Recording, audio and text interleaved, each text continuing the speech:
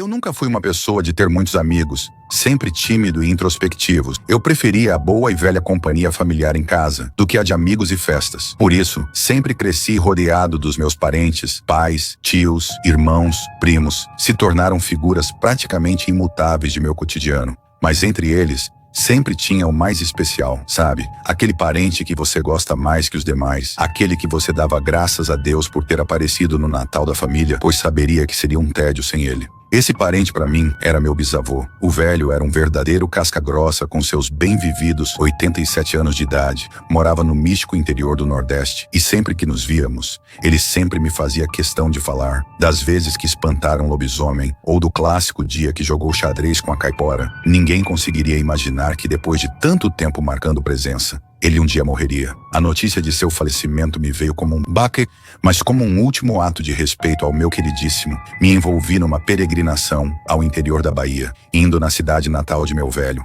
ao seu enterro. Fui ao interior para o enterro do meu bisavô. A coincidência da data de sua morte se conciliar com a quaresma não me passou despercebida, pois ele sempre dizia que esse era um tempo onde as fronteiras entre os mundos ficavam tênues, me acendendo, mesmo que irracionalmente, um alerta, digamos assim.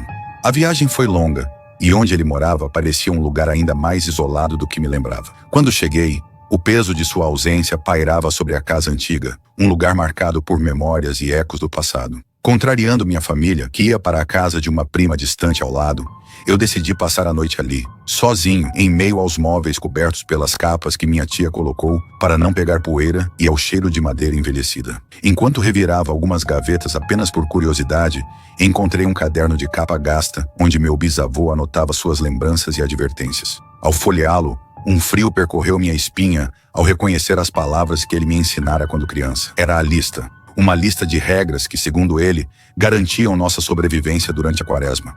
Regras que ele nunca quebrou e me fez prometer seguir. Agora, com as sombras da noite e o sereno da chuva se estendendo pela casa, me pego relembrando cada uma delas. Bem, se você está lendo isso, talvez ainda haja tempo. Meu bisavô, um homem marcado pelos anos e pelas sombras que os rodeavam, sempre dizia que a quaresma não era apenas um tempo de oração e penitência. Era uma porta entre mundos, uma fenda por onde as criaturas da noite rastejavam para perto de nós, famintas por medo e carne. Ele me ensinou as regras quando eu ainda era criança, e a cada ano relembro-as, pois esquecer é convidar a desgraça, segundo o que ele achava. Decore cada palavra com atenção.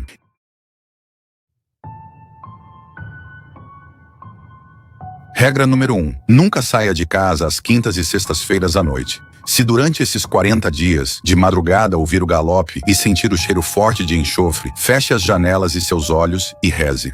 É nessas noites que a mula cavalga sem rumo pelas estradas, cuspindo fogo e amaldiçoando quem a vê. Ela não perdoa os curiosos. Regra número 2. Se ao buscar água no poço ou estiver voltando de algum festejo, ouvir passos pesados na estrada, não olhe para trás. Um espectro envolto em trevas e penitência patrulha os caminhos esquecidos. Dizem que quem o vê não sobrevive para contar. Seu castigo é eterno e ele adora a companhia. Regra número 3.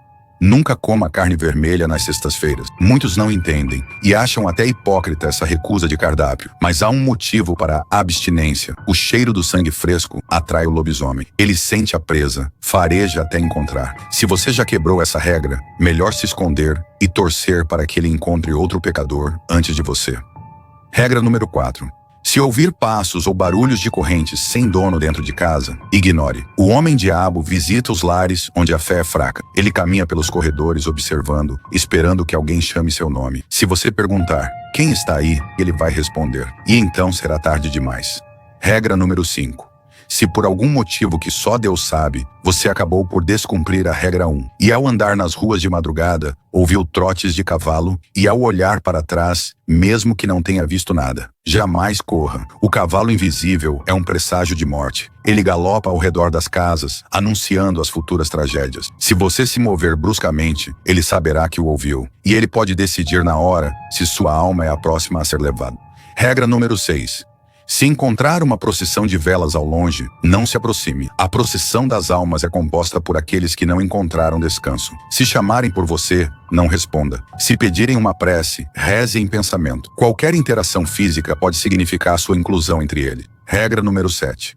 Nunca desafie a escuridão. Tenha sempre uma vela acesa em seu quarto. Seres semelhantes a gente, só que feitos de sombras, vivem entre os lugares onde a luz não toca. Elas observam e esperam. Se sentir que está sendo vigiado, não encare o vazio por muito tempo. O vazio vai te encarar de volta. Regra número 8. Caso ouça e veja leitões e um barulho estridente de porco, se tranque em casa e faça uma reza. Você pode achar que se trata apenas de um animal comum, mas é uma entidade amaldiçoada que persegue os incautos e os descrentes. A gente a chama de a porca dos 7 leitões. E se você chegar a ver os leitões, já é tarde demais. Eles já viram você primeiro. Regra número 9.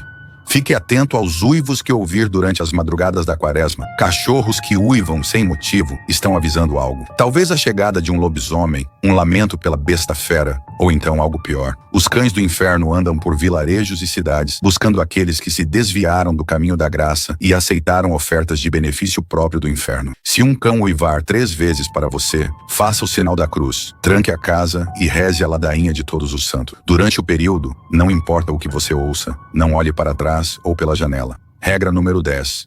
A palavra tem poder. Essa é uma das certezas desse mundo. Cuidado com o que fala, principalmente se for um palavrão. Se durante a quaresma, uma idosa estranha e fúnebre se aproximar de você, xingando aos montes e souber seu nome sem nunca ter lhe visto antes, fuja até perder ela de vista. A desgraça pode tomar forma humana. E os mais antigos dizem que é um castigo divino, outros que é a própria morte, experimentando o gosto da existência antes de levá-lo.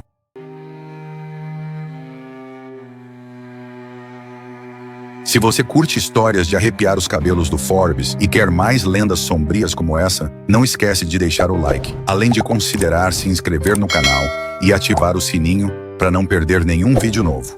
E me conta aqui nos comentários, você já ouviu alguma dessas histórias na sua cidade? Já passou por algo estranho na quaresma? Quero saber. Ah, e se quiser mais sustos, dá uma olhada nos shorts do canal. Tem muito conteúdo rápido e assustador esperando por você.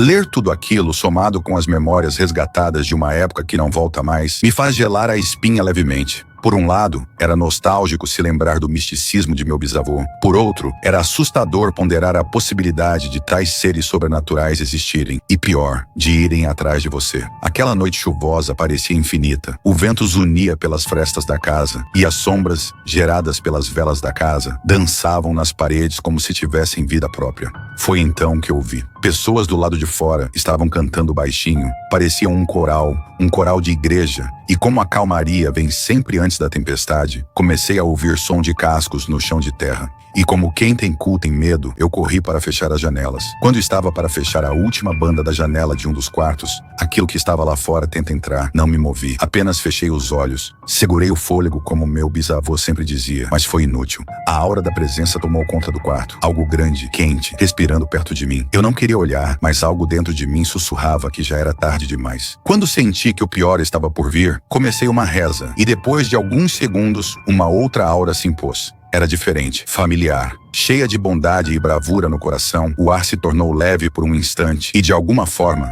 soube que não estava sozinho. Uma voz grave e baixa ecoou em minha mente. Uma voz que eu reconheceria em qualquer lugar. Feche os olhos, meu filho.